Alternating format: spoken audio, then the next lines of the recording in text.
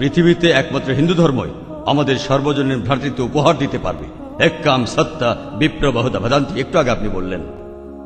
ইসলাম এটা কোনোভাবেই মানে না। গরু হত্যা করছে, কাফির হত্যা করছে, তাদের সম্পত্তি কেড়ে নিচ্ছে, লুট, নারী নির্যাতন। ইসলামই বলে ভ্রাতৃত্ব তাহলে কিভাবে আসবে? আপনার মুখে ভ্রাতৃত্বের কথা আসলে শুধু শ্লোক নিয়ে খেলা করা। আপনি আসলে হিন্দু ধর্ম বলতে গিয়ে ইসলাম ধর্ম বলে ফেলেছেন। ভাই, আপনি বেশ কিছু মন্তব্য করেছেন।